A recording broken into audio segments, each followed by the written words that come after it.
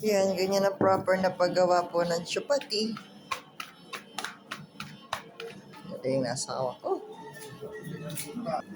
Yes, okay. Okay, put it. Mashallah. Come si stava dentro casa? Galing.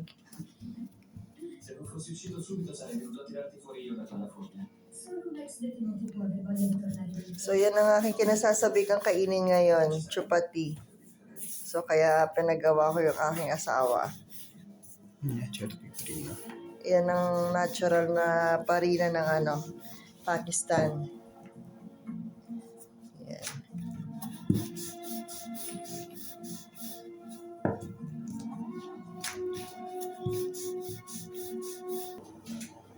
Wow.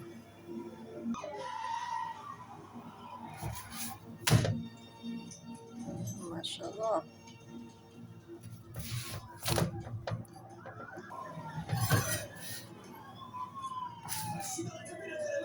Yan po yung tama pa pagluluto. Para alam nyo maluluto talaga yung harina niya, hindi siya hilaw yung loob.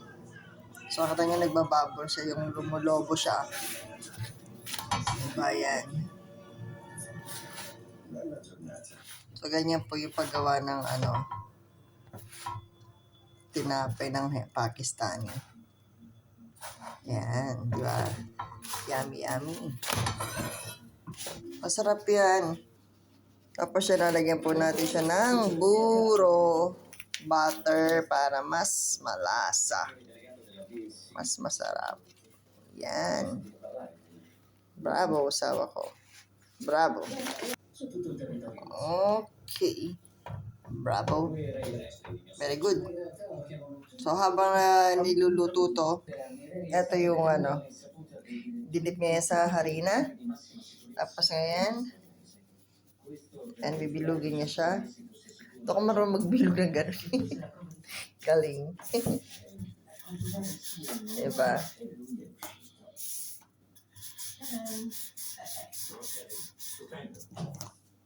Swertihan lang talaga pag nakabilog ako ng kanya na ganito. So, balik tayo dito. Balik ta rin natin. Yan.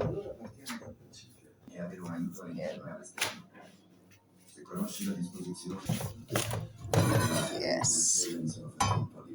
Bravo. So, mabigat to sa tiyan, ha? Kaya 2 piraso lang akin to. Busog na ako niyan. Meron niyang kaulam. Yan po. Diba? Yan, ganun siya. Chapati. Ito, last na po ito. Tapos na po. Kakain na po kami. Ayan, tatapusin lang nyo yan. Tapos kain na rin po kami. Ingat po kayo. God bless you all. Maraming po salamat sa inyong panonood. Thank you for watching.